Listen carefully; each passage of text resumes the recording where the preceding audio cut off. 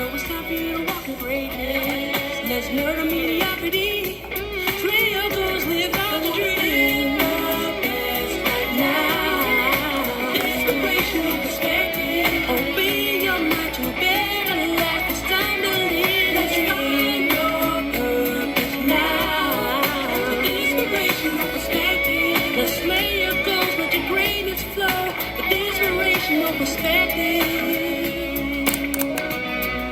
Good morning, Chicago.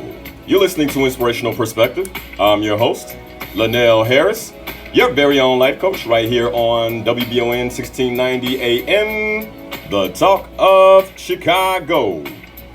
Inspirational Perspective on your radio is all about murdering mediocrity and living the best life possible.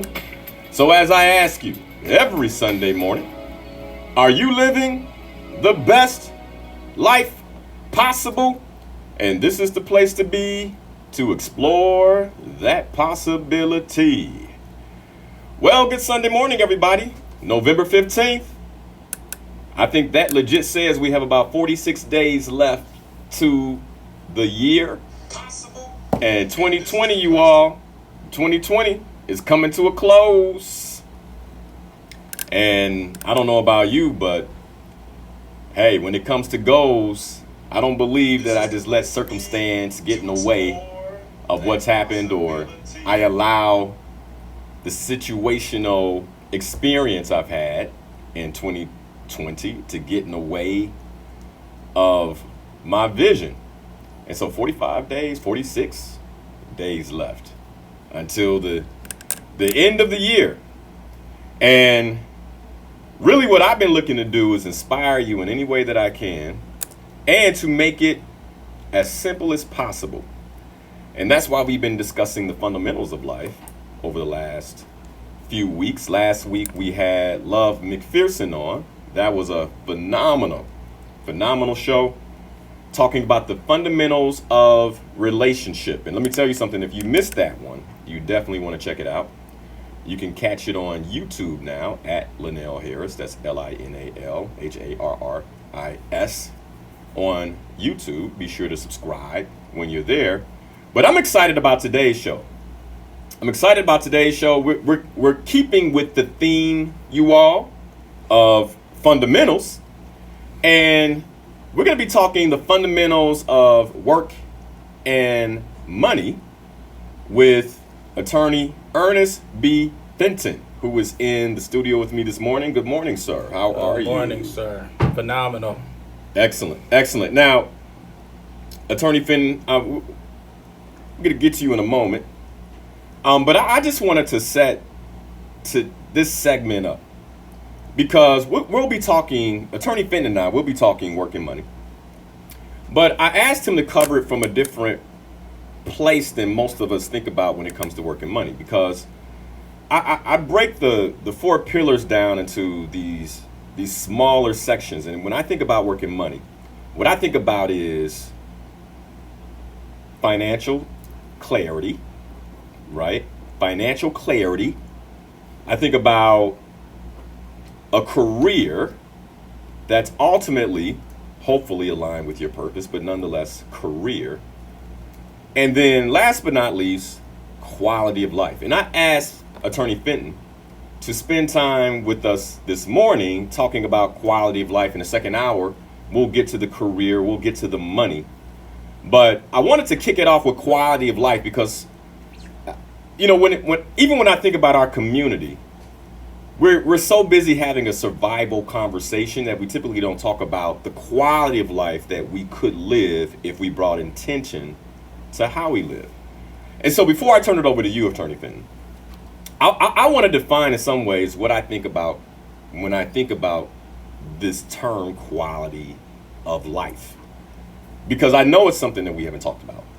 And quality of life to me is first about peace. I mean, nothing else matters if my peace is disturbed. So first and foremost, it's about peace.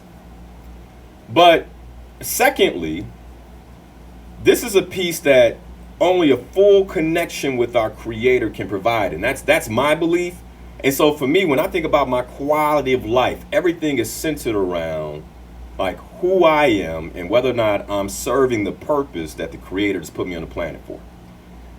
But behind that, I also want to start this segment sharing this truth as a foundational element of the conversation regarding quality of life. And when I think about quality of life, I also think about using the construct of career and money to create and provide the things and the experiences that make me happy and make me feel fulfilled in some type of way.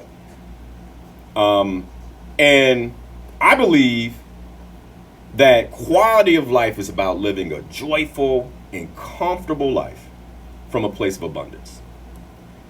And this is the space that I would say you create your leisure time, you have the opportunity to explore your interests, and the curiosities that you might say are hobbies, but the curiosities and things that you find satisfying.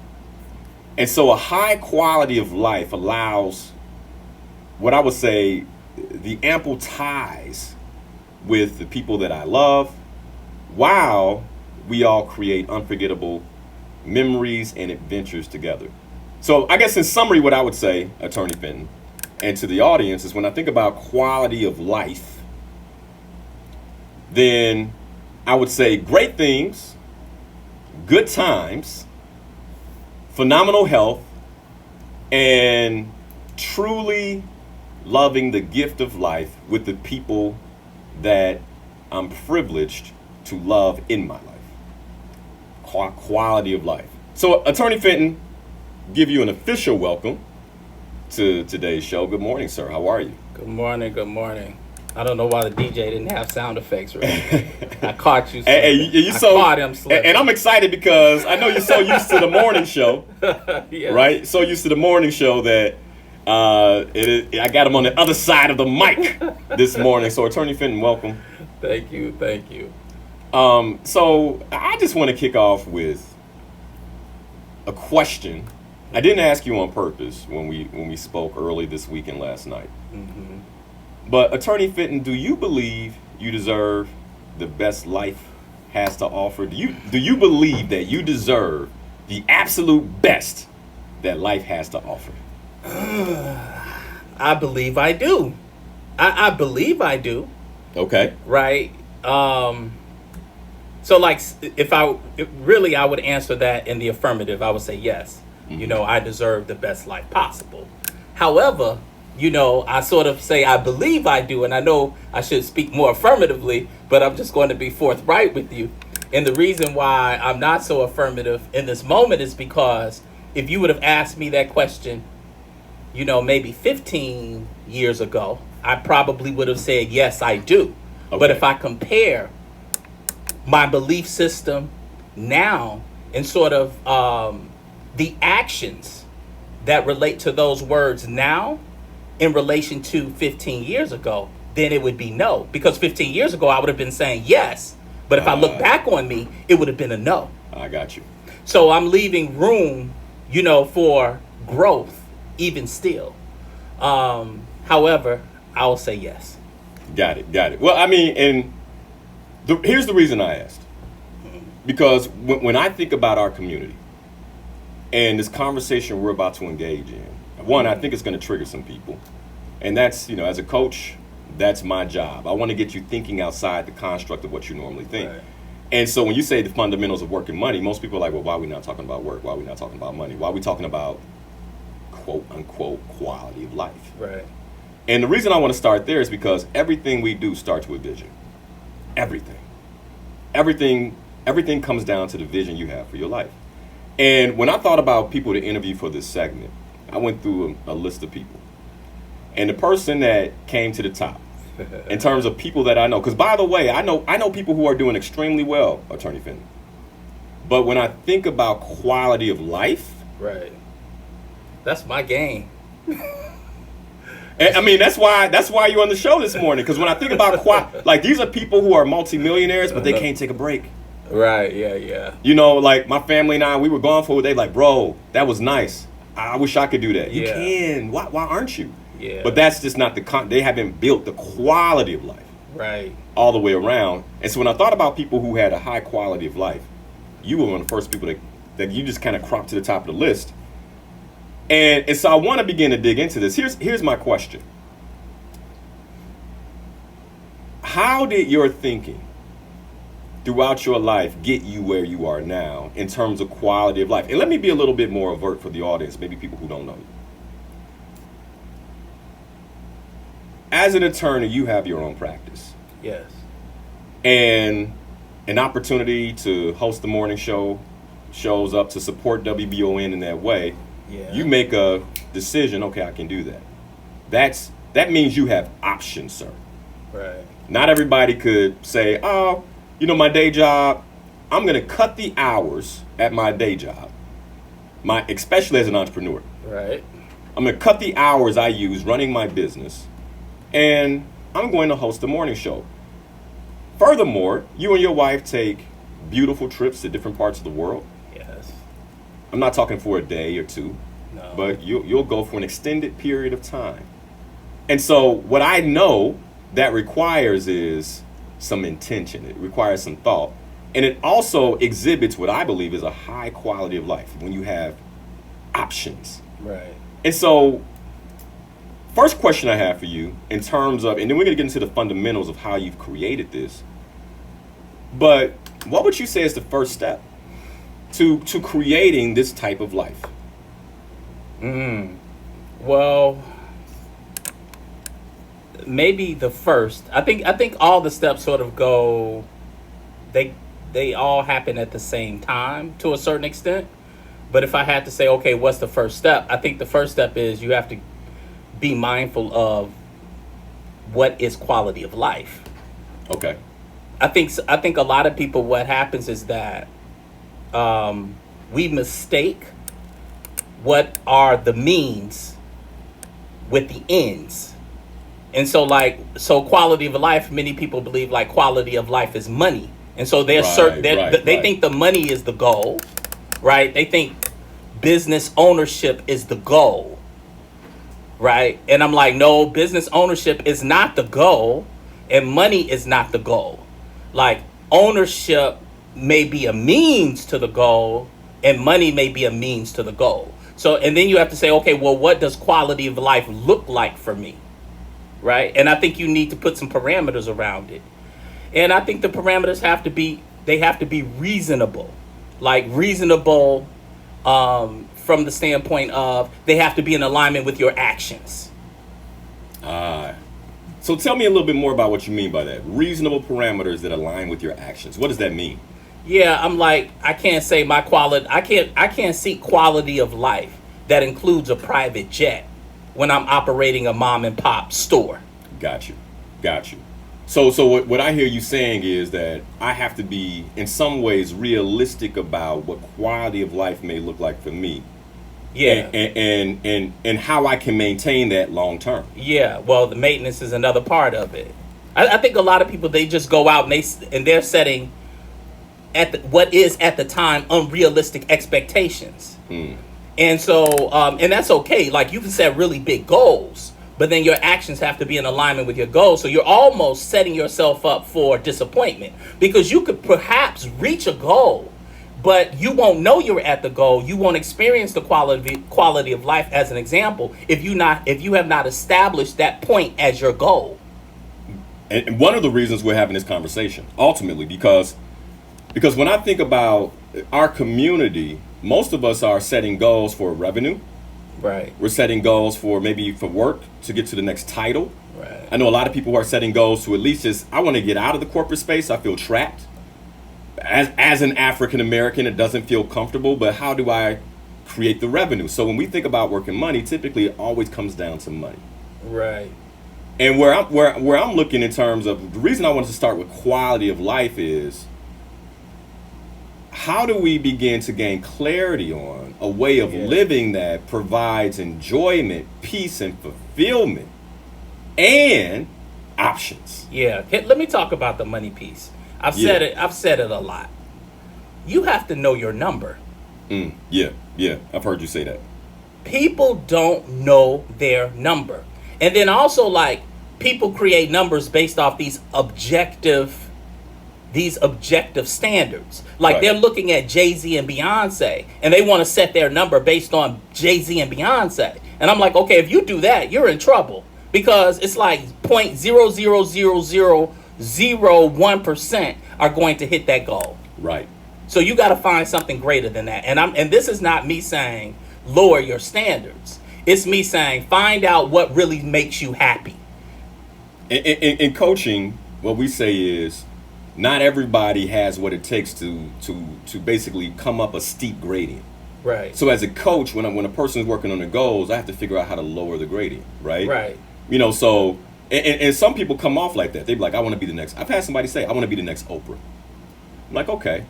So in the next year, who will you be that's going to get you there? Right. Right? Like, let's go there. So that's called, like, let's lower the gradient a bit. Right. I get that you want to be Oprah. I get that. And I'm not saying it's not possible, Right. but how do we lower the gradient? And what I hear is you saying, as a community, when it comes to quality of life and thinking about what really works for us, first, hey, there's an opportunity to lower the gradient. Yeah. Adjustment. You have to make some adjustments. So give me an example of what you mean. So,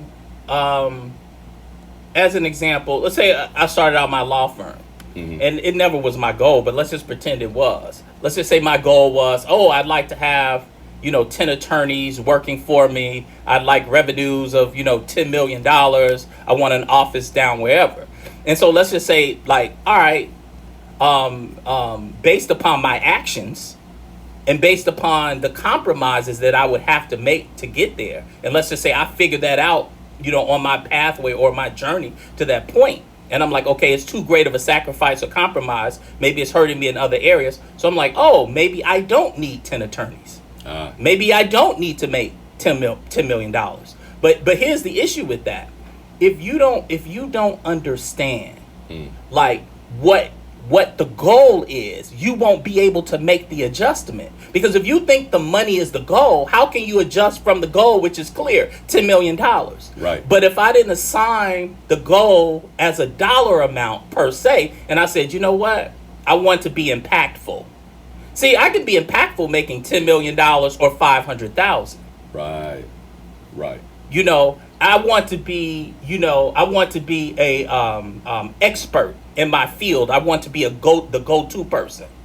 And I want to have the flexibility of being able to vacation with my family 2-3 times a year at this level. So now what's that number?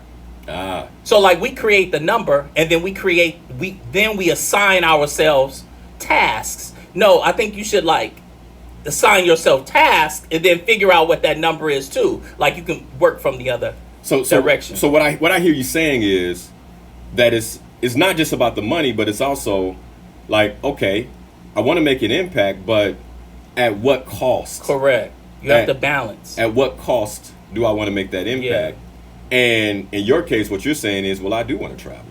I do want to have experiences outside the office. But I also know you like nice things. So how does the person, like, where do we create the balance? And I'm curious for you, where did it start? Like, where did it click for you that quality of life matters? I don't know.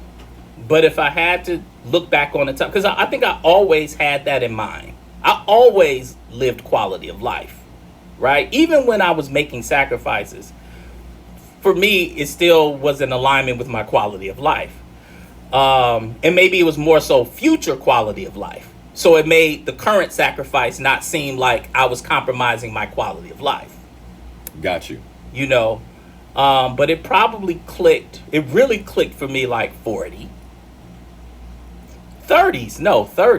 Because I like entrepreneurship. I knew entrepreneurship provided me something that was very important to me in terms of quality of life, which is control of my time. Whew, that's a big one. I think overall that's the one that I didn't have in my 20s and 30s. And when I became an entrepreneur, I said, this here, like control of my time. Yeah. is everything. Yeah. Yeah. It's everything, and I knew I wanted that when I had a family. Right. The ability, to take my son to school in the morning. Right. Like, to me, that's quality of life. Right. Him and I hanging out in the morning.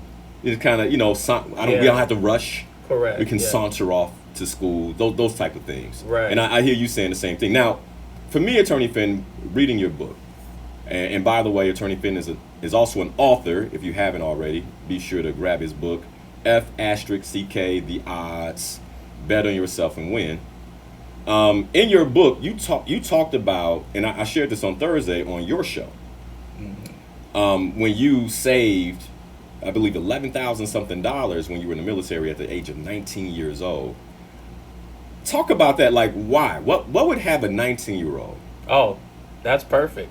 Save that kind of money? Because, I mean, again, another reason I chose you for this segment is, in reading the book, I saw right away, okay, you had a different mindset, a future-based mindset when it came to how you look at money.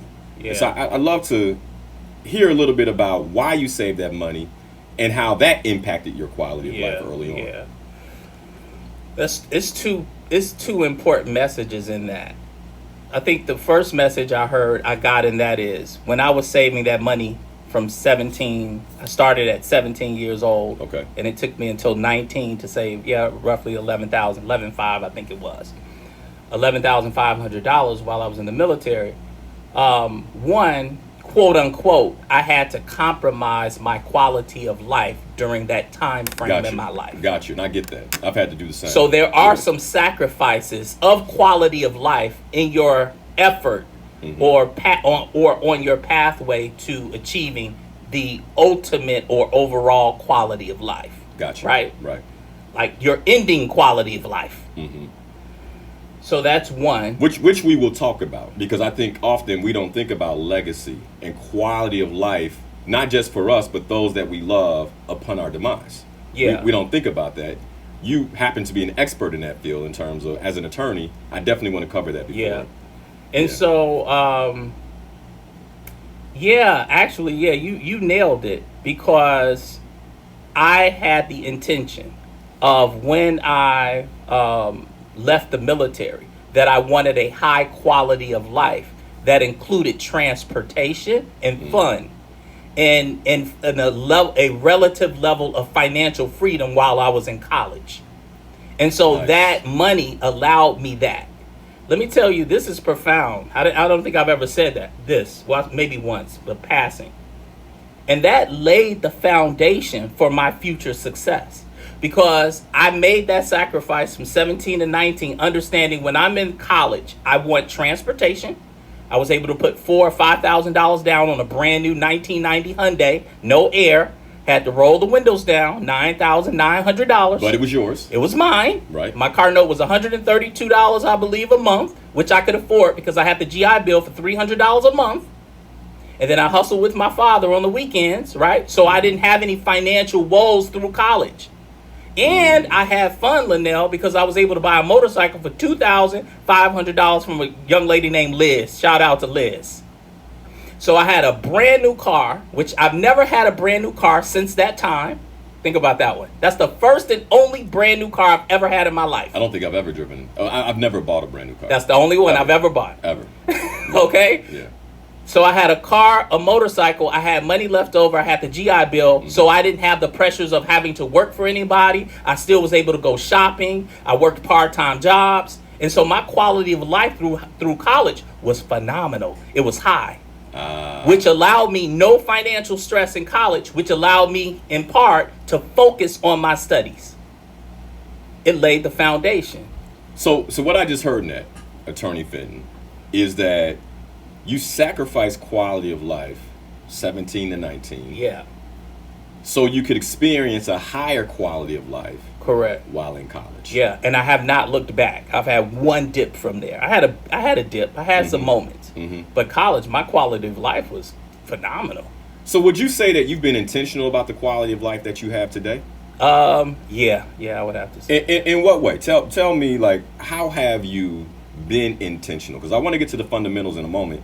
But how have you been intentional about your quality of life? Well, that was the first example. right? Right. And then while I'm in college, I wasn't forced to work a job that I didn't want. So I got to choose what I wanted to do, right? And then even after law school or during law school, I started a business. And now I made another sacrifice. That was my next sacrifice. Right. Starting a business. I started a business. Yeah. I don't think a lot of people realize the type of sacrifice that starting your own business is. Yeah, it was brutal. It was brutal. I wouldn't change it because it set the stage for where I am right now. And so, I started that business, and my intention there, although it was another period of sacrifice that probably lasted 10 years, but the intention was to be where I am right now, which is I knew if I put that time in my early 20s, and I started that business at 24, and I took hard knock lessons probably all the way to 40, but I sort of got my footing, late 30s. But it would position me to be now where I know how to run a business. I've created a brand. I'm comfortable being in tumultuous waters. I'm comfortable writing my own check. I'm okay. You follow? Right.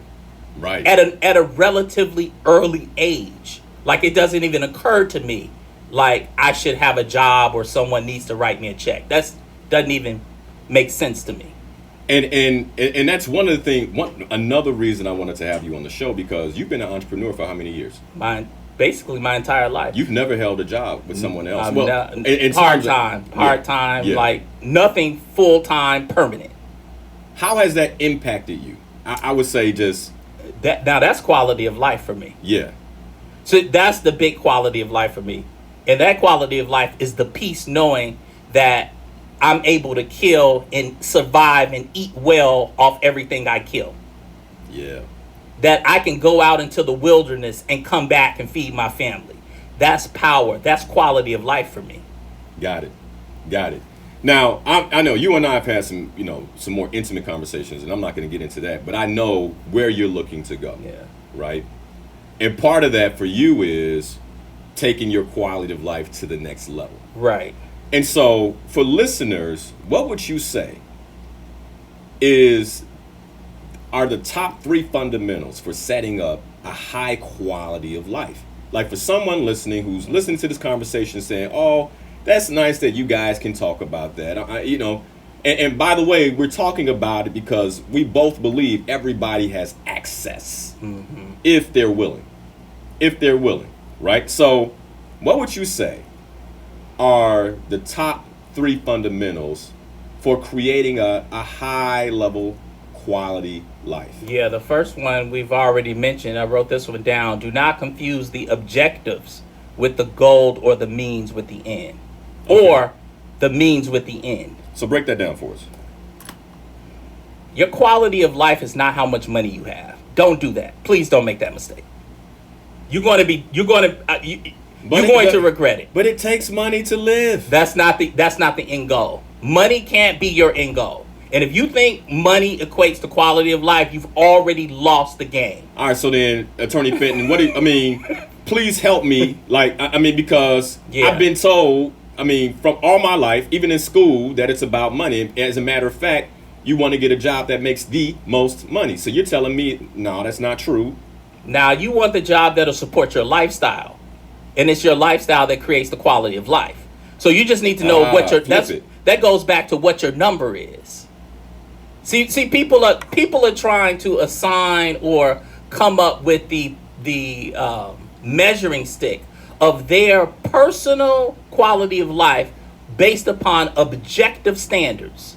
My quality of life can't be what Linal's quality of life is. Right. My quality of life is not Jay-Z's quality of life. If it is, I'm in trouble. Yeah. You're gonna go bankrupt. I can't beat Jay-Z in that game. Right. Nor do I desire. But the game I can beat Jay-Z in, quote unquote, if it were a game, I can beat him in the happy game. And I don't need $1 billion to beat him in happy. All right, say more about that. How can you beat Jay-Z in the happy game? Because I get it, but I want to make sure everybody else gets it, right? How can you beat Jay-Z in the happy game? Well, I can have, self-efficacy, self-actualization. I can be a contribution to, my community, right? I can have interpersonal relationships. I can have a strong marriage. I can be healthy. I can be strong. And that in itself introduces then a quality of life that someone who could be a multimillionaire, billionaire does not have. Yeah, that's why a lot of people with money are not happy. Because money is that's not the goal. Like, and the other thing about money, I say it all the time, is like, you must know your number. What is it that you like to create for yourself? If you are the type of person you're like, hey, I just my family and my 2.3 children, and I'd like to have a nice little home and plant a garden, you don't need a lot of money to do that. You're like, no, I'm not a big traveler. I don't like planes. We like trains. We just want to travel to all 50 states. Got you. So that may be, and that's a high quality of life. That's a high quality of life. There are people on farms in Arkansas, their entire gross family income may be $4,000 a month, and I may be highballing, and they're happy.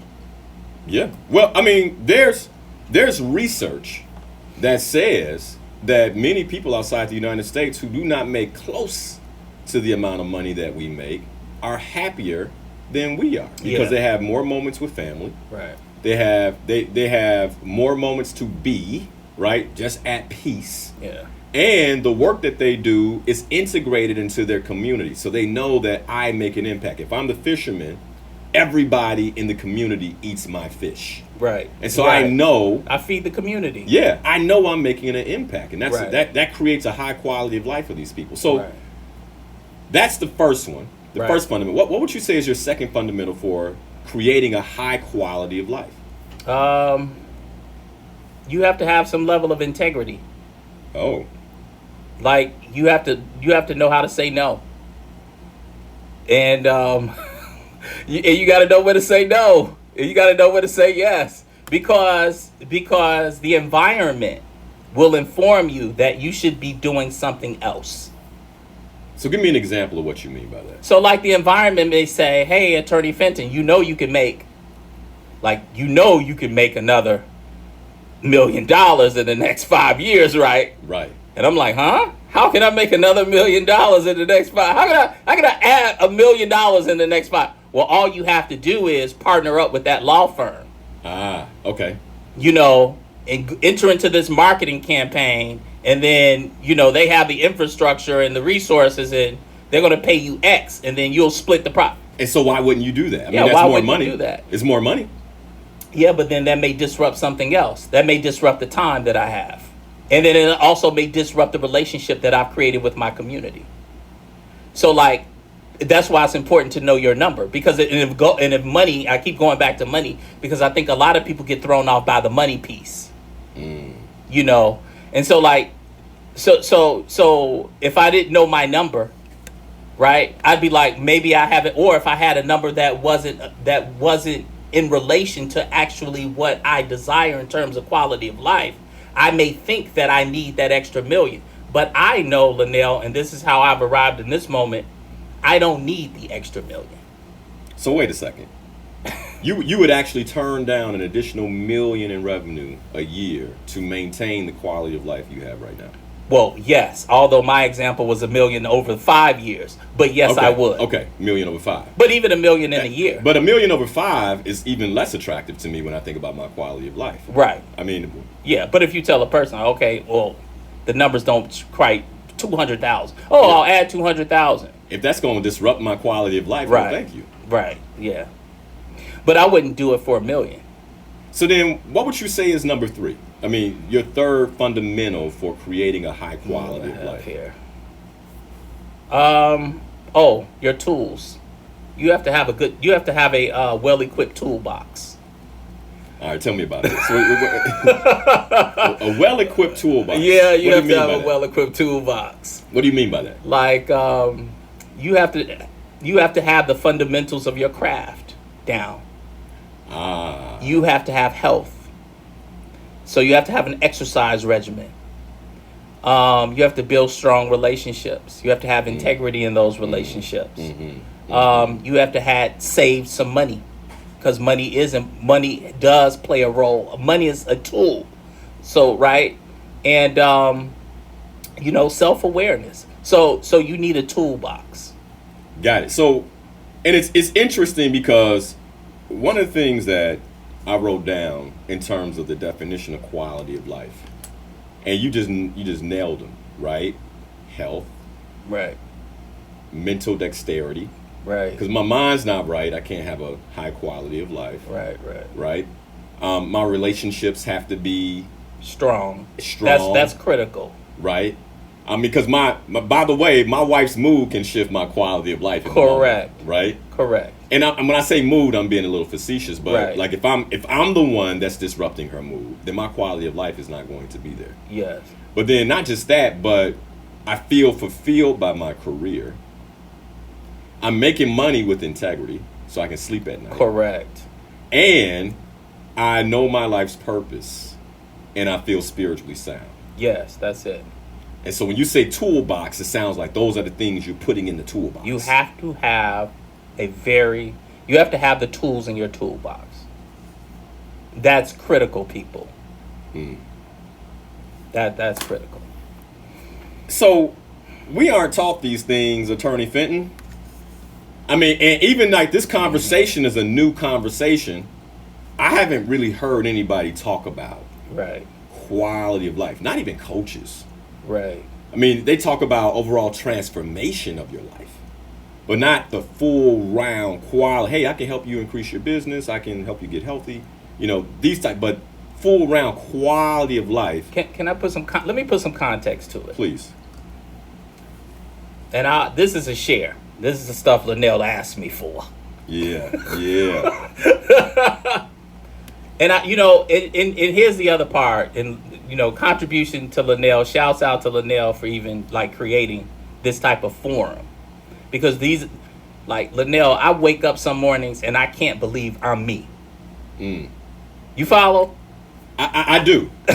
Because you like, I'm so blessed. How did I? I swear to you.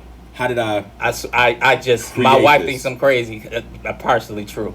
I can just sit on the sofa by myself for hours or days. I don't need to do anything because I'm fulfilled. Yeah. I don't need to I get go. that. I don't need to go anywhere. I don't need anybody to tell me anything. Like, I'm at complete peace, and that's quality of life for me. Like, I've been seeking this moment my entire life.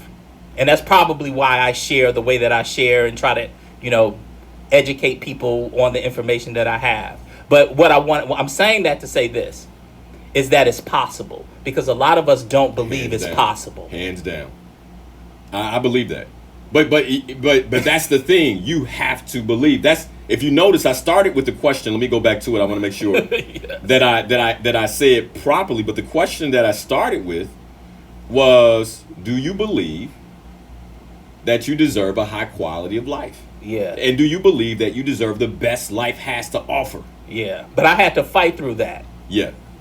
It's a constant struggle. So we could just. So, and I want to attack this a different way. Like, as a African American Yes. male in the United States of Correct. America. No. Yeah, that's tough to even believe that you can create that for yourself. And So at what point did it flip for you? Where you were like, you know what? I was in my 40s. Okay. Let me tell you this story. Let me tell you this. I think I've shared this with you before. I remember when I first started making, I won't say first, I started making consistent money, like at the level that I desired. And I'll tell you all what that means. So let's say when I first got to the point where I was making $20, $30, $40, $50,000 a month, my business was generating. Right. Or more. Right. It's like at my peak. And I've since scaled it down. I just want everybody to know that. Like, Wait, what? You scaled I scaled my that? business down. Why? Let me don't forget that question. Okay. All right. At some point I was making over 100,000. I got to 100,000 a month. And you scaled it back. I scaled it back. And I'm doing better now. I mean, that's why I have you on the show. Because we've had these conversations. Right? And you scaled it back. So if I tell a person, like, wake up one day and, like, I was never made more than $10,000 a month, like, revenue. Mm-hmm. And then I saw it go to 20,000. And then I saw it to go to 40,000. Then I started freaking out. I was like, all my dreams are coming true. Yeah. And I was stressed as hell for about 5 or 6 years. Don't get me wrong. Like a lot of other good stuff. I had season tickets to the Bulls. I had a boat. I had a Corvette. You know what I mean? I had a big old house. I got a lot of stuff. Which by the way requires That's just stress. more of you. I got rid of it all. I got rid of the boat. I got rid of the Corvette. I got rid of the season tickets. Are you following what I'm saying? I created a monster. Those same people you talk about that make all that money, you create a prison for yourself. So, like, are you creating a business or are you creating a prison? Are you saying that's profound? Yes? And if I'm creating a business that makes me feel like I'm in prison, then something's wrong. And so, and Mark Cuban changed my life, but we'll come back to that. So, when I started, quote unquote, making that type of money, generating, rather, not making, generating that type of revenue, I struggled for years. I would literally wake up with anxiety, thinking like somebody was coming to get me. And I was waiting for the shoe to drop. I just knew. Impending doom. Yes. Because whenever a black man starts to become too successful, they're coming to get you. And so what you found is that the mental stress, the anxiety, psychologically for you, you couldn't have the quality of life you wanted making that type of revenue. And so is that why you scaled back? It's a lot though. And I thought about this morning. Not only, okay, I was doing that type of revenue, but my relationship wasn't strong. I had that type of revenue, but like my house was raggedy. Because you didn't have the time to. I didn't have anything in order. Nothing was in order. Got you. All right, that's a good. So when we come back, I'll be asking Attorney Fenton about work and money. You've been listening to Inspirational Perspective. I'm your host, Linal Harris. Hey, Attorney Ernest B. Fenton with us this morning talking work and money. More importantly, overall quality of life. How do we create it? How do we generate it? We'll be back after this break. Don't go anywhere. Looking forward to hearing more. The talk of Chicago and the voice of the nation. 1690 WVON, Berwyn, Chicago. All right, we'll put this on split screen I'm Vanessa Tyler. so we can check out the Facebook comments. But good morning, everybody. Thank you all for being here. A bit different of a conversation, still talking fundamentals of life, but talking fundamentals when it comes to a quality of life. Here, I'm going to split the screen up, get Attorney Fenton on as well. And so we can look at these questions and just see what we have here. So, Attorney Fenton, let's see what questions we have. What questions do you guys have for Attorney Fenton here on the Facebook feed? Chasing him not wearing a helmet is not a felony. Now friends and family say goodbye. He's a good guy. So what happened is on his own way. Okay, there we go. You know, that's kind of hard to bear. So what questions do you guys have this morning? Karen said, money is only a tool for you to purchase man-made things. Always on point, always on point.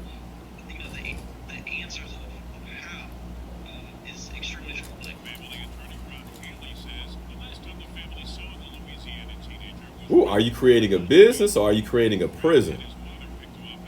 No, that's a real question to ask. Yeah, man. I'm just looking through the comments. Clarence was like, 50K a month? Damn. Hey, you all, I'll just say this. There's so much possibility. Yeah. There's so much possibility. And you know, once you can wrap your mind around it, the possibility's there. The question becomes, is that the possibility you want? And in your case, you were like, no, this is too stressful. Yeah. Too much stuff. Yeah, it was too much stuff. But you know what else I found out? And this is on the business side of things. And that's how I say Mark Cuban saved my life. Because one, like business is cyclical. It goes up and down. Yeah, so like at absolutely. some point, my business started going down, right? And so what I had created as a norm for me now was no longer being the norm because it was going down. And I remember watching the Shark Tank, and Mark Cuban simply said he was trying to make a determination as to whether or not he should invest in this business. And the person had some revenues, right? And they had consistent customers. Right.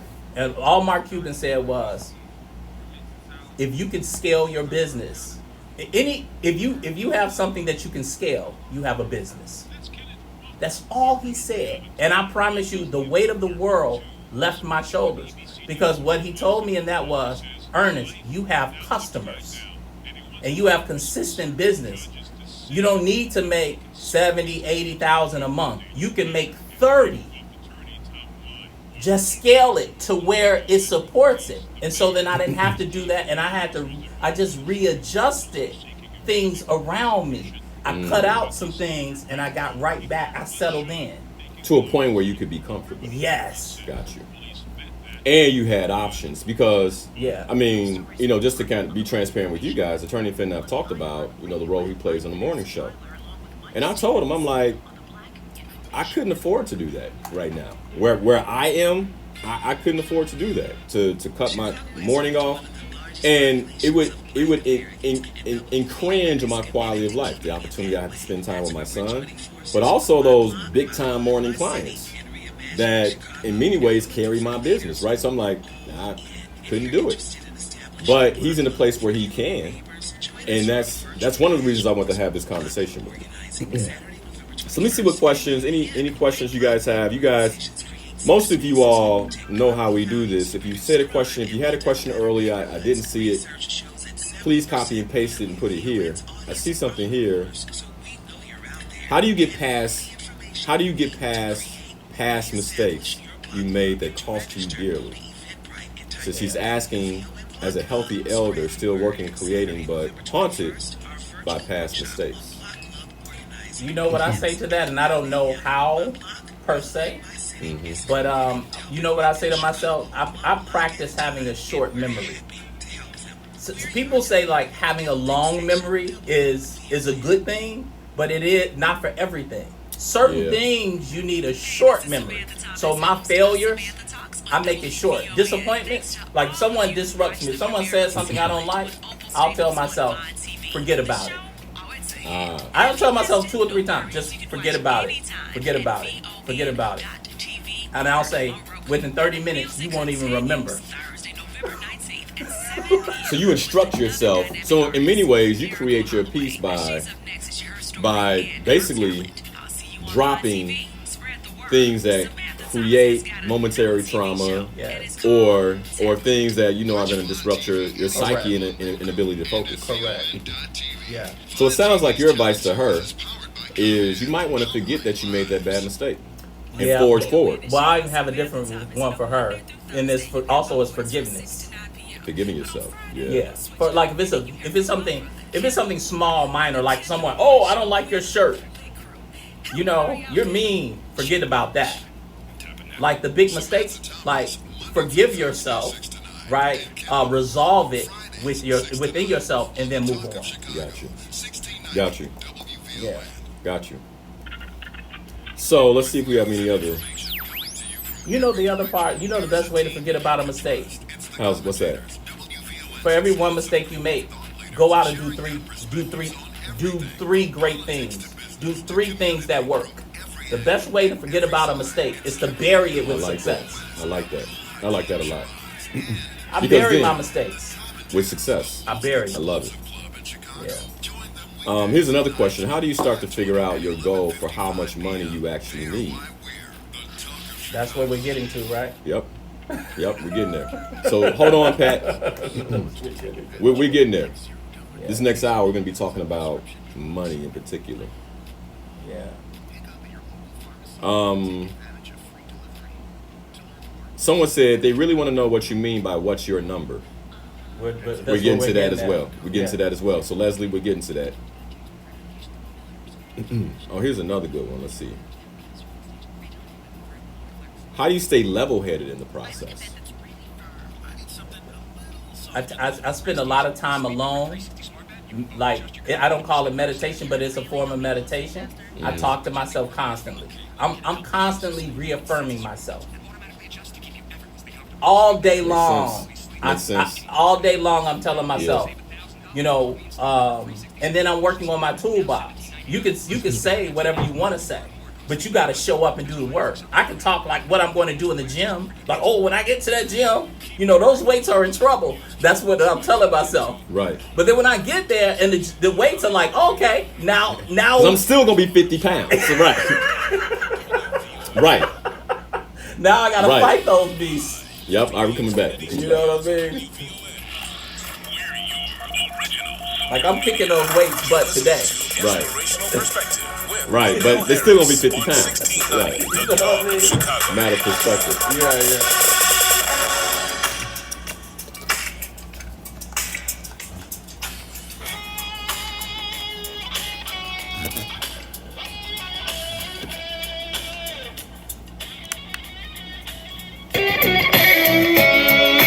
If you wanna be about it, come on, let's talk about it. Change up the things you see. Open your mind to possibilities. Find your power, passion, and your purpose. You know it's time for you to walk in greatness. Let's murder mediocrity. Free your goals, live out your dream. Right now, inspirational perspective. Open your mind to a better life. It's time to live. Let's find your purpose now. With inspirational perspective. Let's lay your goals, let your greatness flow. With inspirational perspective. All right, we're back. You're listening to Inspirational Perspective. I'm your host, Linal Harris, your very own life coach, right here on WVON 1690 AM, the talk of Chicago. In the studio with me this morning, I have attorney Ernest B. Fenton. Many of you all know him as the morning host of the morning show here on WVON. Attorney Fenton's also a successful entrepreneur, owns his own practice, the law offices of Ernest B. Fenton. Ernest B. Fenton, Yeah. and has experienced success, I would say, on multiple levels. One of the things I also wanted to point out and acknowledge you for is you are one of the only attorneys that I know personally that extends themselves, one, the way you do. I mean, a lot of the advice you give, people should be paying for. And I think sometimes sometimes we don't get that. Right. Because it is coming free. And I get that because there's a lot of stuff I give out for free. Right. That, you know, my family is like, Linal, people should be paying for that. Right? Yeah. And it's like, no, I'm just going to give it. And so you're one of the only attorneys I know that gives so incredibly freely of yourself and the expertise that you have. But you're also one of the only attorneys I know that is in the community, working with the community, and making investments in the community the way you do. Whether it's conferences, events, bringing speakers out. I know one of the times we really got to know each other is when you invited me out to the Dream event. Right. I believe that was back in 2015 Lord, I don't know. maybe. Something or like that, yeah. 20, you know. Mm-hmm. But, or even before that, maybe 2013. But really to uplift the overall community. To uplift the overall community. And now doing it every day on the airwaves. And so I just want to acknowledge you for that, because Thank you. I don't know if people see that as a gift, but I want to get back to the conversation that you and I have been having, not just about quality of life, but now I want to begin to switch it over to work. Right. And talk about work specifically in terms of what you've created around your work. I mean, you gave us some examples in scaling your business back, asking yourself how much money is enough money, etc. But I want to get into like the fundamentals of creating work that's fulfilling. Like what would you say are the top 3 fundamentals for engaging in our work in a way that is fulfilling? Well, since we've been talking about money, I think that for some people, whatever the work is, presuming you're not a nonprofit, although you could be a nonprofit and still make money. So that's another conversation. Mm-hmm. But, does your work get you to your number? Because it's difficult to be happy at work and like go to work and give it your all and then it not meet your basic needs. So your work has to be in alignment with what your basic needs are, like food, water, shelter, and that bonus stuff that also speaks to quality of life. Okay? So we had a few questions, on, okay, Attorney Fenton, what do you mean by what's your number? How does a person get to their number? Like, what is Linal Harris's number? What is Ernest Fenton's? Like, how do you know your number? Here's my number as an example. How I get to my number. Where do I want to live? Okay. How much does that cost? Right? Right. Like comfortably, not like sacrificing, but reasonable. Because I could say I want to be on the penthouse, but that's $2 million. Right. Right? Right. So reasonably, how much does it cost me to live? What do I want to drive? How much time? Well, what do I want to drive? How many vacations do I want to take yearly? How much do those vacations cost? So as an example, okay, it's going to cost me $4,000 a month to live. Basic. My basic. Right. My bottom is $4,000. I know that. Okay. Call a car if it were a car note, it's $500 or $600 to do it. Right. My vacations cost me a lot of money. Like we spend at least, I'll lowball you, $25,000 a year just on vacations. Yeah. That's one of our main. Correct. So I know I need 20 to be comfortable. To really be comfortable, I need $25,000 a year just for travel. Right. And by the way, for us in 2020, we were like, oh look, we saved because we correct. We took That's two what vacations. that. That's Yeah. So I mean, those are relatively big numbers. Yeah. I understand that. Shop. I mean, we like fashion. So I don't want to give out our number for shopping. My wife and I. Oh my God. But you what I'm hearing is. But I know my number. I know we're going to spend $10,000-$15,000 just on like shopping. Well, we were in the past, but like we're kind of done now because we've done it. Yeah. So you're like, okay. Correct. Now that number's been shifted down because we sort of done it. But I'm saying I know these are big numbers. But that's been built into your number. Correct. Got it. And here's the other part. Your numbers have to be like in relationship to who you are. So like those may sound like big numbers to some people, but for me, they're not. Those are small numbers. I see. So, but don't compare yourself to me. Right. And what I'm getting from this, because here's the thing. Yeah. I mean, we all go through progression, and I can recall when you said $4,000 a month. There was a point in my life where $4,000 a month was like, what? Correct. That's $1,000 a week. Right. Right. And then now it's like $4,000 a month with a child, like you and Marissa don't have a child. With a child, it doesn't cut it. Right. For my family, based on our quality of life, right? And by the way, I can wrap my mind around that. So I'm curious for you, how did you grow your number? Because that had to be a process in terms of your work. Like how does one? Because I'm sure somebody's saying, okay, I can't wrap my mind around this, Attorney Fenton. How does a person grow their number? That toolbox better be strong. My toolbox, like the thing, that gives me peace. That lets me go to sleep at night because I know I have the tools. Yeah. And that's quality of life too. Yeah. Even if I don't pull the tool out, there are people who they have concealed carry. They've never pulled their weapon a day in their lives. But it gives you a certain level of peace. And security, yeah. And security, knowing we have a weapon right here in the little dresser. Just in case. Just in case. Yeah. Right. And it's the same with the toolbox. But how do you grow that number? You grow that number over time and consistency. Like you must be consistent.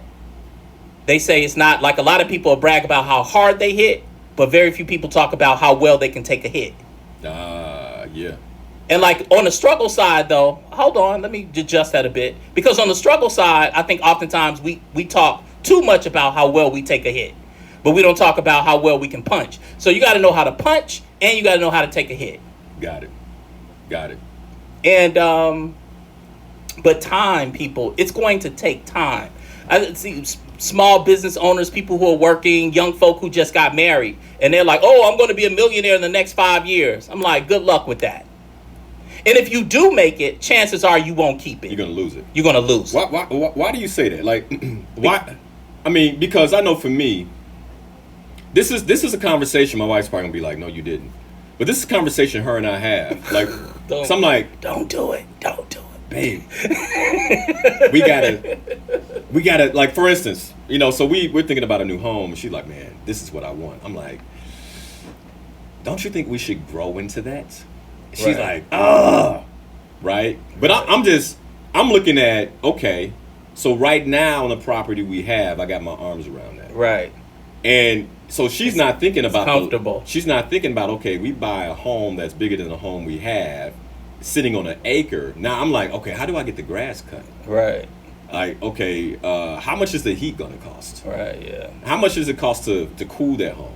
Yeah. And then how much does it cost to have people come in and clean it? Because we're not doing that, right? So how do we, what I'm thinking about is how do we maintain our quality of life as we level up? Right. And so I'm curious, how do you think about that? I think there are 2 or 3, I'm so glad, I need to write this one down. This is good. Yeah. You know, I think the people who are most wealthy, they're always living 2 or 3 steps behind what they can actually afford right now. Linal is that type of person. Whatever. See, this is what I told people. This is Linal. Pam, I'm shouting out you. Pam, I'm with you right now. Pam, I'm just letting you know. So check this out. That's who Linal is. Linal's going to be like 3 neighborhoods behind what he can actually afford. Yeah. Right? Yeah. Those are the people who are most wealthy. Those are those people. Like, that's what's his name? The trader. The stocks. Warren Buffett. Warren Buffett. Yeah, Warren Buffett. Yep. Right? Still living in that little old house. A billionaire, multi-billionaire, still living in a $300,000 house. So you have those people, and those are people who are most wealthy. There's a small percentage of people who do that, right? And then you have people who are like, they're right on par. That's our parents. Our parents were right on par. My family's money was Markham. Got you. And you know, and they struggle, and they just sort of, it was pretty balanced. And then now we have so many people, like everybody who's living in Markham should be living in Harvey. Everybody living in Country Club Hills should be living in Markham. Yep. Right? Yeah. Yeah. All the people living in Olympia Fields should be in Country Club Hills. We, black people, as a culture, it seems like we're a step or 2 ahead of where we should be. And that's why we're perpetually struggling. You can't be there.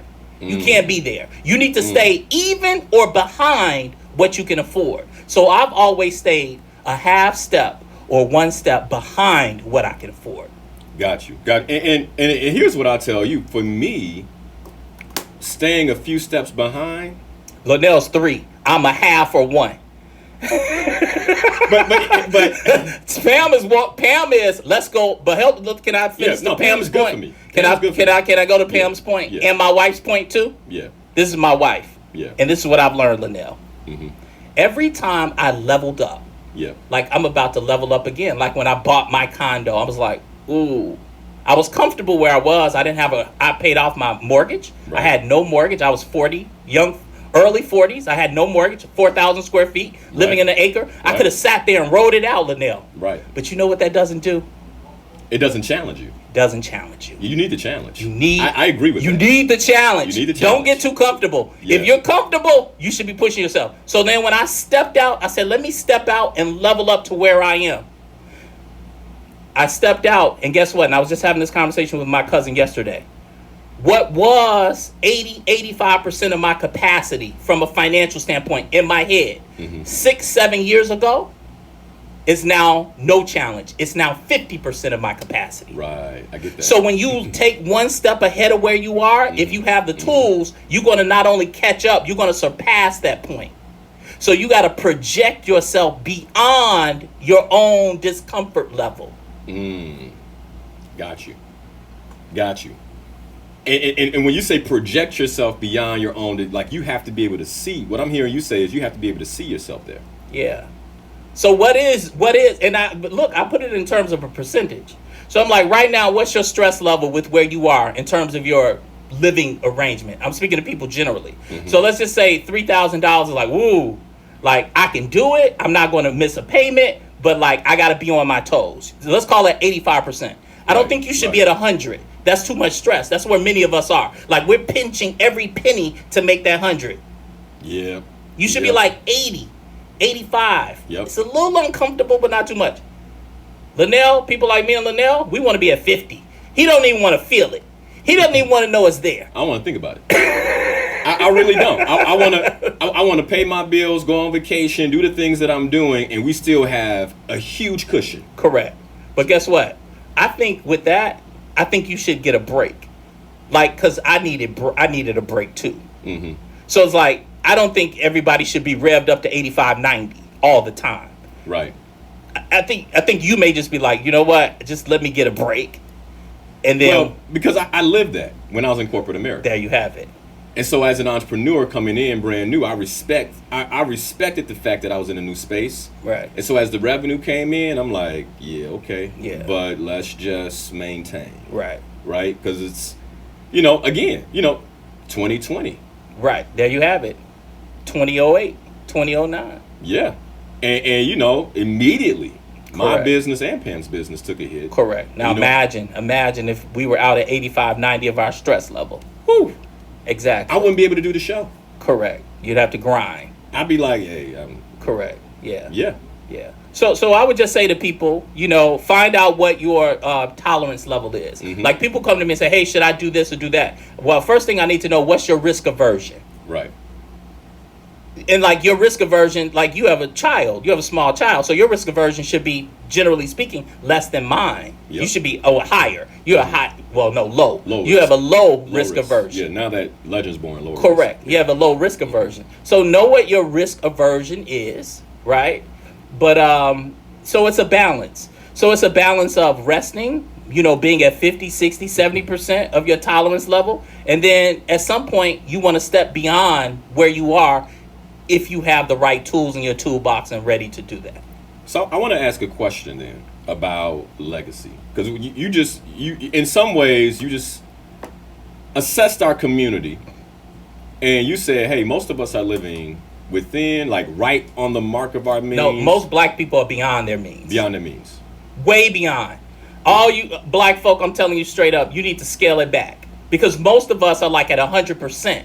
We're like, oh, I can afford this. And it's taking every penny that we have. And we're if it stressed. takes every Yeah. penny that you have, you cannot afford it. Yeah, no, you can't. And this is what I want to get to, because part of what you do as a professional, as an attorney, is you help people like myself create legacy. Mm-hmm. Right? And so you've done the work for Pam and I's legacy, and the work that will in many ways sustain Legend years from now. And there's a quote I want to read. It's by Steve Farrar. And what he says is, the choices that you make with your family today will determine the quality of life in your family tree for generations to come. Now, you've seen this play out. Right. I've seen the Facebook posts. I've heard the stories. You've seen this play out. How would you instruct our community to think about quality of life, not just in this moment, but even beyond the grave, for the people that we love? Like, what are some of the fundamentals you would share about legacy and building legacy as a part of the quality of life? Because, and let me just say this before you start. As a responsible husband and father, I couldn't sleep at night. I couldn't even go out if I knew that while I was out, something happened to me and my wife wouldn't be taken care of. Right. Legend wouldn't have all of his needs met. Like, I wouldn't be able to sleep. Right. And so part of my quality of life is making sure that they are handled in the event of my untimely demise. Right. But I'm just curious, based on what you see, because you see a lot. What would you say are the fundamentals that we need to be thinking about? And I think you put some of them out there, but I think we need to hear you repeat it again. So let's just first establish, let's get this taken care of, and it's called food, water, shelter. Mm-hmm. It's basic first, foundational element, Maslow's hierarchy of needs. Mm-hmm. Food, water, shelter. Make certain that we have provisions for that for ourselves today, right? Linal just said that impacts quality of life. And then in the future, if something were to happen to you in the future, you want to make certain that your immediate family has food, water, and shelter. Again, you need to know the number. Right. So if something happened to you, if your contribution to your family is $2,000 a month or $3,000 a month, okay, quality of life and legacy also is contingent upon taking care of those needs today as well as in the future if something were to happen to you untimely. Yep. Like, you won't have a quality of life if you have not taken care of the future. A lot of people operate, let me be really clear.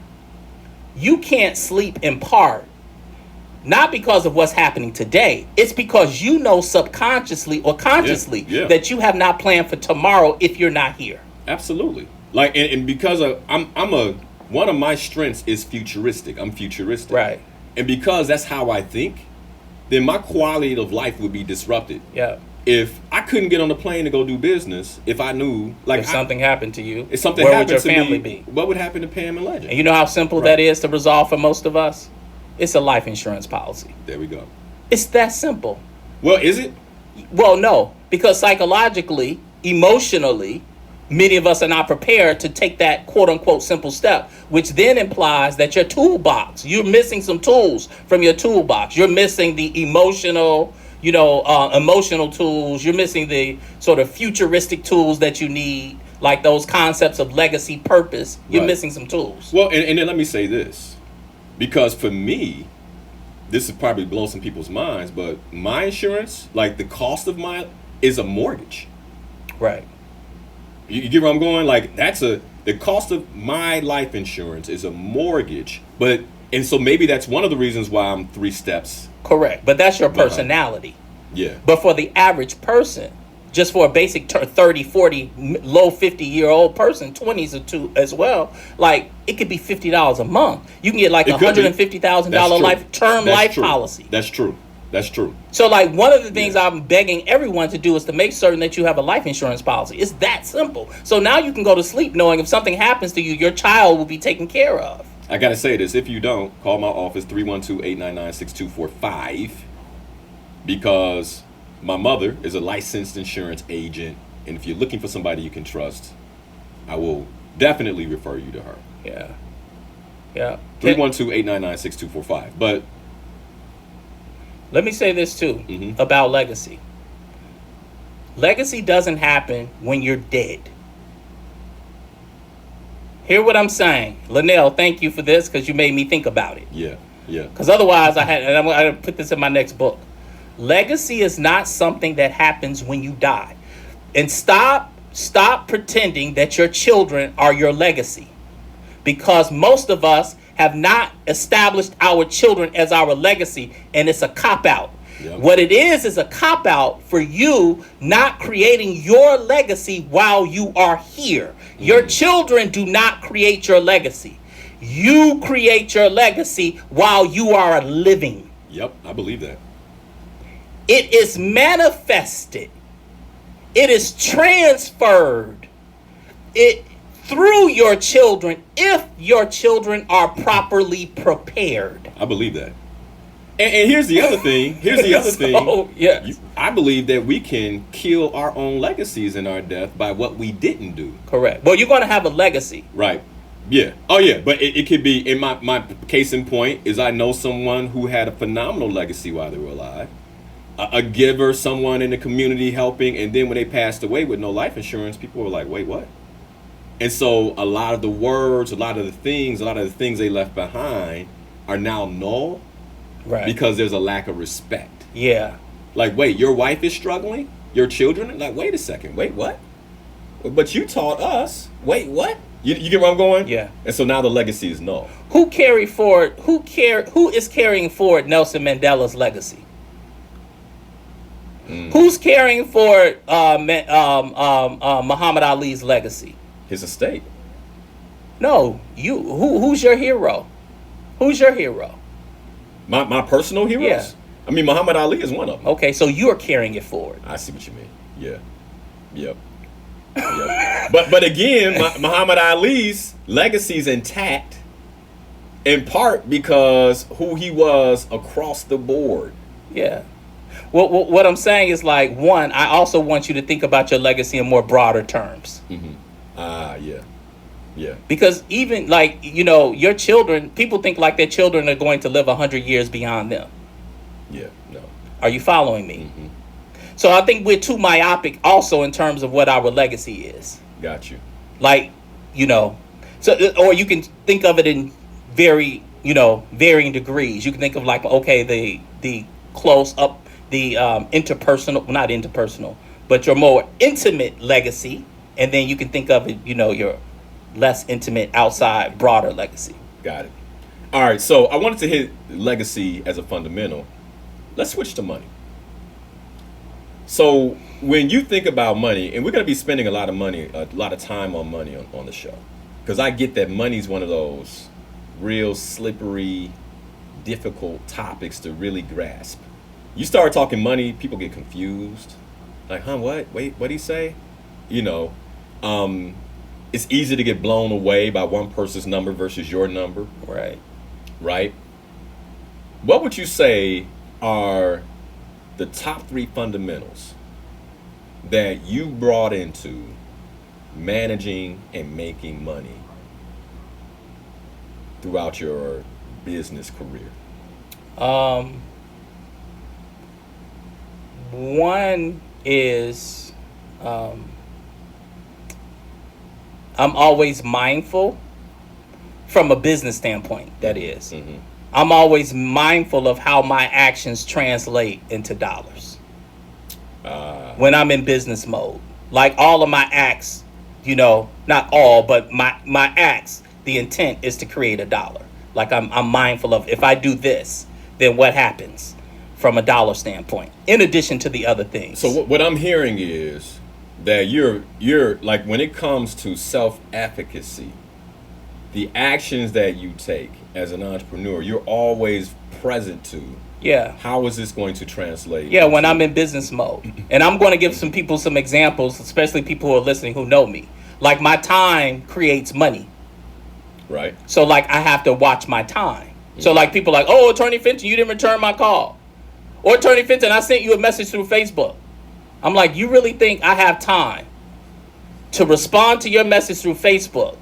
And then you're going to reply to my response. And then you want to dialogue with me through Facebook. And then I got to schedule a time to talk to you at your job. So I've made 10 moves to make what? $200? I can't do that. Right. You follow? And then people who don't have money, and I'm talking to social media and everybody listening. That's why. So I'm going to be Ernest Fenton right now. I'm going into business. That's why you're Attorney here. Fenton. That's why you're here. That's why y'all broke. And I don't please people in business. Hold on. Let's go back to that. Why we broke? Because we don't understand the value. We don't understand how our actions translate into having money or not having money. And in particular, the actions we take and the time it takes us to take Correct. those actions. So for people who are listening right now, don't send me messages through Facebook, because 7 out of 10 times I'm not going to respond.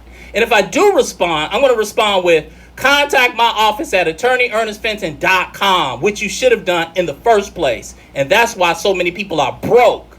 Got you. Because we're operating from an emotion, not from a business standpoint. And I can do both. And that's my toolbox. That's part of the toolbox. That's part of my toolbox. And I'm willing to lose you as a client or potential business, because you're going to take away my energy, you're going to take away my time, and I know I have enough resources on the other side of people who fit into my system. So I create systems. If you do not fit within my system, I'm willing to lose you. Got you. Now let me say something, because I know people think I'm a lot nicer than you. He's not. Linal is nowhere near nicer than me. Go ahead. Say, hey, if it's not in my email, it's not, I don't care. Right. And if you Instagram me, Facebook me, I'm gonna give you my email address. That's all I'm going to do. Hey, send it here. Yeah, and I don't want to mess with you, because what you're telling me about yourself is that you're lazy. Now, that's what you're saying. Yeah, you're gonna fall out anyway. Yeah, we're gonna fall out anyway. Yeah. And you're trying to you're trying to impose yourself on me. You don't want to go to the law office of Ernest B. Fenton. You want Ernest B. Fenton to handle you. Gotcha. But if I tell you, fine, let's talk through Facebook or social media, but I need you to Zelle me $1,000 to get started, then what are you going to say? And that's the difference. That is the difference, because somebody who's serious is going to say, "All right, what's the email? Do I Zelle you get my point. Yeah, what do I Zelle you? You get my point. Yep, I'm with you. And so one thing about money is like you got to respect your process to make money, and you must have a system. If I live by my systems. Got you. So the first thing I heard, this is profound, because number one, somebody write this down on Facebook. Number one is what I'm hearing you say is, in terms of the fundamental for how you make and manage money, is first and foremost, you manage your actions. Correct. And the time it takes you to act. Correct. I tell my people all the time, my paralegals, I'm like, listen, if you need to get out an engagement letter, send an email or a text message, and send over some documents to a client, you don't have 40 minutes to do that. Mm-hmm. I'm clocking you. You got 20 minutes. Yeah, that's all it should take. That's all it should take. 20 minutes, I believe, is quite nice. I'm being nice. That's nice. I'm being nice because I need you to catalog it too. Yeah, we might. And I need you to make the notes. We might be very much the same. Are you following what I'm trying to tell you? I'm like, 40 minutes? What are you doing? No, right. Yeah. And I'm watching. Yeah. So like, you have to watch. People waste too much time. But I want to get to that real quick, because when I came out of corporate America, I realized that I picked up some really bad habits working for other people. And by the way, a high paid executive at that. Yes. But one of the habits I picked up was wasting time, and I hadn't distinguished it yet. Yes. Because I got paid the same thing every 2 weeks. Correct. No matter. Because you don't need to count. You're right. Someone else is paying you. But as an entrepreneur, I began to realize that, and I'm just putting this out there for somebody listening who wants to figure out how this translates, right? I began to realize, like, wait a second. Your email being impeccable is a waste of time. Right. You're not making money when your email is impeccable, Linal. Right. Now, I could do that in corporate America. Correct. But now I got to be like, I read the emails. Correct. There might be some that need to be cleaned out and deleted, but oh well, because I need to get to more money-making functions. Correct. Making sales calls, returning people who are potential clients. Yeah. Right? Creating some kind, sales presentations for corporate clients. Yeah. Yeah. So yeah. So it's systems. Systems is one. It's understanding how your actions translate into money, how it hits your bottom line. Yeah. And ultimately systems and processes. Right. Yeah. You create the systems and processes. What would you say is number 2? You have to prioritize. You got to know where your money is at. Oh. So what does that mean? Like when you say you have to know where your money's at? I'm about to give you all something. Because the first thing I do Monday mornings, like here are my money days. Oh, I like this. My money days are Monday and Friday. Mm-hmm. Right? Mm-hmm. And then I try to work on Tuesday, Wednesday, and Thursday. So when I go in Monday morning, my entire staff knows, only thing I'm thinking about is, where's my money? It's the moment I walk through the door. So don't try to text me, don't call me, don't ask me any questions. Hey, Ernest, I got a question. No. If it ain't about my money, I don't want to have any conversations. And it better be my high quality money. So I want to know, for me, and I'm about to give you, like, it's got to be like 4 to 5 figure money. Don't tell me about $200 money. Don't tell me about $500 money. Don't tell me about $1,000 money. Are you following? This is good. So, and this is something I learned in corporate America. Your business has tiers. Yes. And so what I hear you saying is, on money day, you're prioritizing the highest tier. Yes. So where's my money? Where are these clients? Where are the clients? How are they doing? My clients that are paying the most money across the board. Correct. How are they doing? Correct. What are we doing with this? What's happening? That is it. It's interesting because I realize my wife and I have fallen victim to that process of yours, because we're clients. But right now it's a small thing. Right. And I'm like, man, she was like, man, nobody reminded us. I'm like, no, they did. I'm like, that's interesting. I just realized why. I think it costs like $200. So you're like, look, when Linal and Pam are ready, yeah, they gonna hit me up. I'm not thinking about that. No. That makes so much sense. Right. Now, if you were like, okay, we have this whole, I would have thought about it. But I did think about it. I was just waiting on you. But I get your point. But it makes sense. Right. I'm waiting on you. Yeah, it makes sense. It's $200. Like, why would Attorney Fenton be thinking about that? Correct. I get it. And what I hear you saying is you're prioritizing and tiering your customer base. Correct. You have to. I hate to break the bad news. No, it's good business. Yeah. Corporate America does it, but right now, hold on, let me look in the camera. Right now, your favorite store, your favorite retailer, they know they have you tiered out. You are either an emerald customer, Diamond, right? a diamond customer. Right. Some of y'all bronze, and you wonder why when you complain and the person looks down at the cash register, they say, "I'm sorry, ma'am," and they don't go. Right. They're like, "You're not paying. You're not spending enough money." Yeah. And so what you're doing is what big businesses they do because they understand that's how we become successful. Yeah. You got to know where your money is at. Yeah. So Monday morning when you go in, you figure out where your money is at.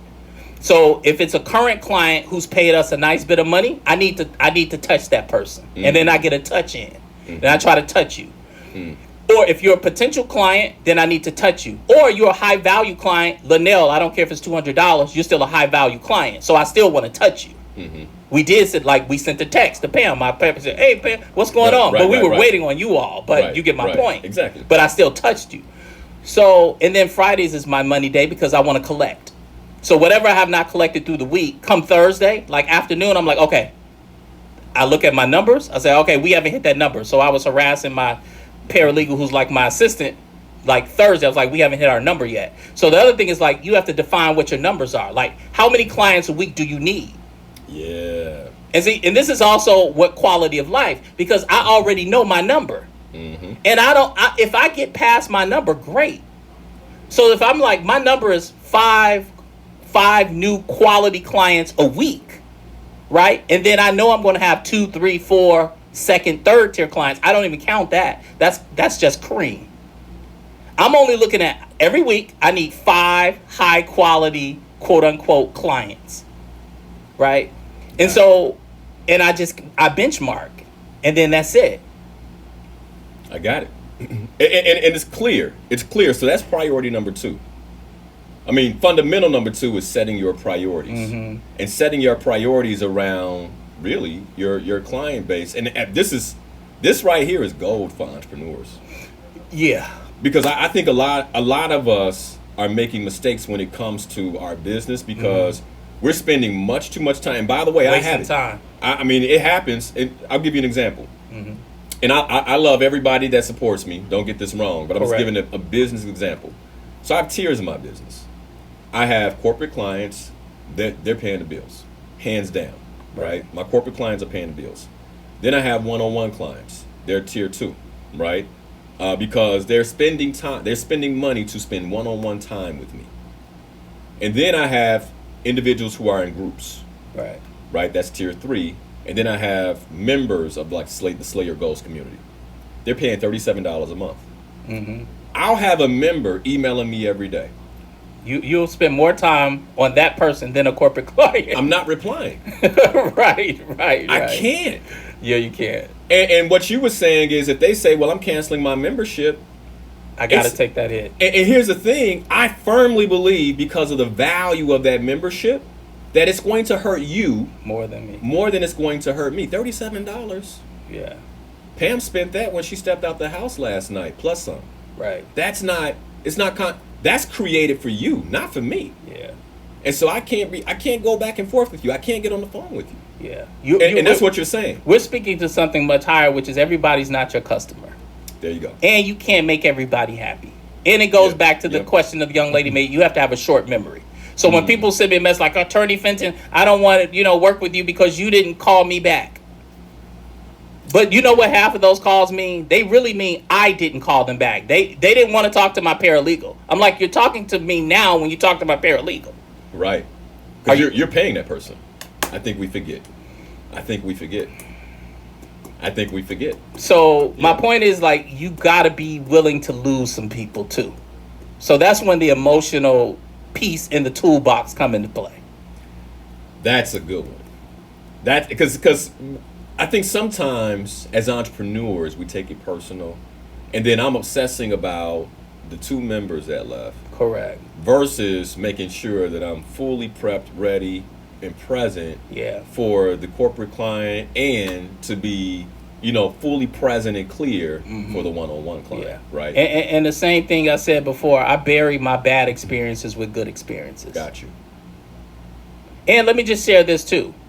I make time for people. I don't care if it's $1 because I give more free out than anyone. Are you following? There you go. Because then I take at least minimum on average 3, if not 4 calls a day. Call it 20 to 25 people a week. And I'll sit on the phone for 10 or 15 minutes, 10 minutes maybe, and I give you the answer, and you haven't paid me $1. So I know for those who are trying to get to me, I'm like, okay, but I know I got the 20 and 25 others. There you go. And I think that's the other thing. And this, I think, goes without saying. We're talking about money. But what I heard in there, and I don't know if this is one of your fundamentals, but what I heard in there is that you know the value of what it is that you provide. That too, yes. You're very clear on the value. And because you're clear on the value, because you're giving it away free so many places, yes, you know if one walks out the door, I'm fine with that. Someone else is walking. It doesn't even register for me. It doesn't even register. Wow, that's good stuff. And That's good and I have created going to quality of life. And this is, I want you to know it's possible. I've created a business, and partly why you say you have me on. Like, it would take a natural disaster to knock me off my number. Because Gotcha. I don't want to say I'm vested. Right. But like, I have done the work. I've planted the seeds. Right. And I didn't plant the seeds over a year or two. I've planted these seeds like 15, 20 years deep. No doubt. Yeah. Yeah. And I have, if you want to talk about money, like, I have different systems and means of making money. I make money in ways that I don't even talk about. There we go. I mean, and that's like right now, you and I are talking about our businesses in many ways in terms of what people know. Yeah. Attorney Fenton, right? Yeah. The lawyer, Right. The the legal aspect of what you do. Linal Harris, the life coach. Correct. And the other thing I hear you saying, and maybe this is your third fundamental, I'm not sure, but there are multiple streams of revenue. There folks. you go. Well, that's a good one. Yes. There are multiple streams of revenue. Yeah. And there are layers to my business. Yeah. And like, I can speak to the toolbox. Let's say, let's take the third. The third would be ambidextrous. Okay, let's talk about that. I'm ambidextrous. Like, you must be ambidextrous. What does that mean for somebody who's like, Ampa, what does that mean? I mean, ambidextrous in its purest meaning is like someone who's adept at using their right hand and their left hand. They can shoot left-handed, they can shoot right-handed, they can right hand, they can left hand. I'm ambidextrous, right? In business, you must be ambidextrous as an entrepreneur. So give me an example. So as an example, it's like, I know sales. I could just be a salesperson. Like, even if I weren't a lawyer, I could just be sales. Like, I'm a salesman. Got you. And not only am I a salesman, I'm a marketer. Like, I could just go into marketing, period. Just marketing. And you are a pretty good, I mean, I've seen how I you could build market brand. them. I built my brand. I consciously built my brand. Right. Every day, I subtly build my brand. Even at the end of my post on Facebook, I put Fenton Life. People see me, I don't even know. They say Fenton Life. Boom. I built that brand. That's a great example. I haven't even tapped into the Fenton Life brand totally. No. I mean, it's out there for you, which gives you options. Correct. So I get it. Right hand. Yeah. Yeah. Then I'm Right hand, operations. left hand, yeah. People say I'm successful because people don't say this. So let's pretend they do. Some people may think that I'm successful because I went to Harvard Law School. But what they don't know is that I use my business degree from Chicago State, as much as I use my law degree from Harvard. People they're not even aware of that. I'm a business me, not a lawyer me. Got it. So I'm ambidextrous. I don't think like a lawyer. I think like a businessman. And that's part of the reason of my success. People too narrowly define themselves. Yeah. What would you say to entrepreneurs right now who are like, but I hate sales, Attorney Fenton? Well, then find someone who does, or learn to like it. Learn to love it. Figure out who you are within the context of sales. Don't call it sales. Like, I hate being a lawyer. I don't want to be a lawyer. I never wanted to be a lawyer. But guess what? I do like being an advocate. So guess what? As a lawyer, I can be an advocate. Now I don't have to be a lawyer. I can be an advocate. Thus, Attorney B. Fenton, the people's advocate. Yeah. Versus the people's lawyer. I love that. Correct. Yeah. A consumer advocate. Yeah, good stuff. So you just have to find yourself in it. Like men say, oh, I don't want to be married. Who wanted to be married as a man? I don't want to be married. But you know what I did want? I wanted a partner. Right. I wanted someone to share time with. I wanted someone who knew me intimately, knew what I like to eat. I wanted all those things. So just go do that stuff. Right. Love it. So we got a few minutes left. Yeah. How would you summarize? I mean, we've talked about a lot. So and let's kind of bring this back. Quality of life. Quality of life. In the grand scheme of how you think about work and money, I'd love for you to summarize how you prioritize these three. Okay? Work, money, quality of life. Like, how does Attorney Fenton, like, what would you say is the most important to you, all the way down to number 3? I would say for me now is quality of life. I'll give up money. I'll give up money for quality of life. Got you. But I know people are like, oh, easy for you to say. But I have given up money for quality of life because when I first started out, I was dead broke. I struggled for 10 years. I had anxiety for years, waking up, bill collectors calling me, facing evictions from my business when I was in retail. And I get and to all in an effort to maintain or establish quality of life, because I could have just taken a job and made 6 figures. Yeah. But I knew that wouldn't make me happy. So it was a sacrifice that I made. So quality of life has always been central to me, even when I struggle. Got you. And that is for many people too. So just understand that your struggle is for something greater, quality of life later. Okay. Right? What's number 2?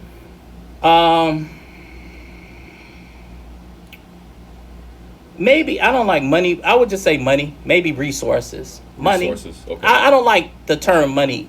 But money is important, don't get me wrong. It's a tool. It's just a tool, though. It's a tool. And I like having that tool. But, I don't want people to take it wrong like money. Like, I'm not the type of person that sits around like, ooh, look at my money. Only thing I think about is, ooh, I get to go on vacation for 2 weeks. Right. Ooh, I'm about to buy those boots. Right. Right. You know what I'm saying? So money is a tool. It's just a tool to me. Like, I don't get off on the idea of like, how much money do I have? I get off on the idea of, wow, I get to buy that vacation home. Got you. And then you would say work is number 3 for you. Work is number 3. I don't know. I think work is overrated. I think the concept of work is overrated. I think one, and you asked me this, I want to get this out before we end. What my quality of life looks like. Right. Like, I end my day at 3:00. That's what Linal said. Like, I work from 9 to 3. Right. I've been able to extend the quality of life to my staff. I have one staff member, not to tell her business, but she worked hard for me for many years. We took her schedule down to 4 days a week, and I actually pay her more money. I was able to pay her. My quality of life is being able to extend it to her. My quality of life is extending it to my wife. So now her quality of life has improved as well. So, like, I work 9 to 3. If I can't get it done between 9 and 3, it's not getting done. Love it. And for you, so quality of life definitely is number 1. You're like, yeah. Because an attorney that works 9 to 3 is unheard of. There's attorneys listening right now who are like, what? What? And people get upset. I called you at 5:30. I'm not answering. If you call me at 5:30, I'm not answering. Now, don't get me wrong. Sometimes my days extend to 4 or whatever the case may be. But catch me there at 6. Unheard of. Got you. And that's always been the case. From, like, I was ending at 5 before. I just took it to 3 because I'm on the morning show, which speaks to your point of I was able to adjust my schedule and still make it work. Make an adjustment. Yeah. Well, Attorney Fenton, man, I got to tell you, brother, I'm thank you.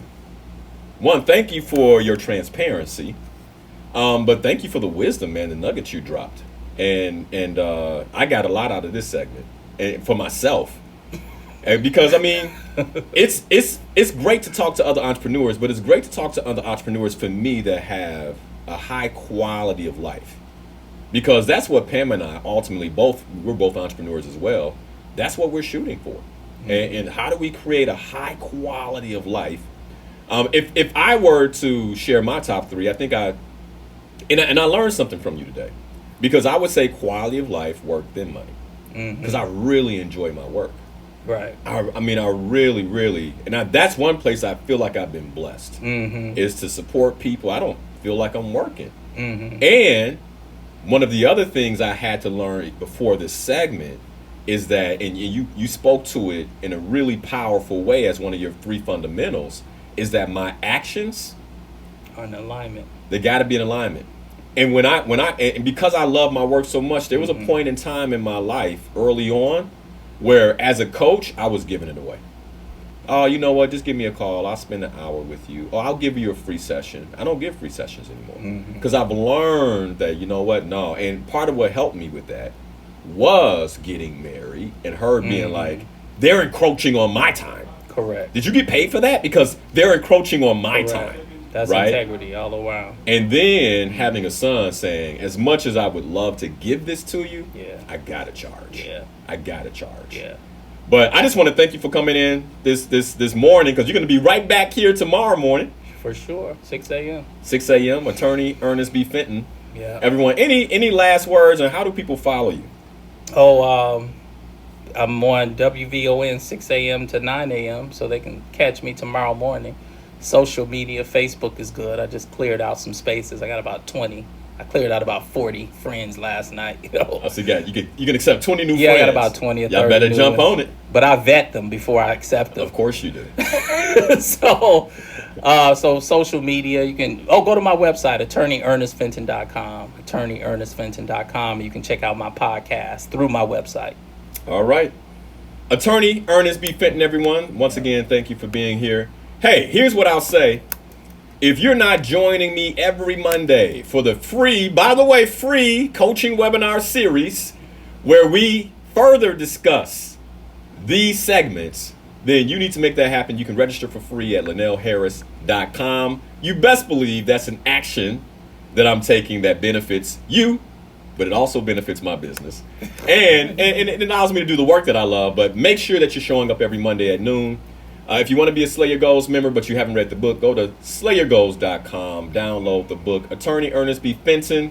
You all be sure to support him. Read his book, F***CK, The Odds, Bet on You and Win. My name is Linal Harris. I'm your host and life coach right here on WVON 1690 AM. You all have a phenomenal Sunday, an even better week, and ultimately, God bless you. Thank you for listening. The talk of Chicago and the voice of the nation. 1690 All right, you guys. WVON, Berwyn, Man, phenomenal Chicago. segment. Make sure you all send Attorney Fenton a thank you. I think he'll take a thank you on Facebook message for being here. And all here. Let's all. You got it there. Yeah. And then make sure you go and grab his book. If you want to get more lessons like this from him. All right. Have a phenomenal Sunday, everyone.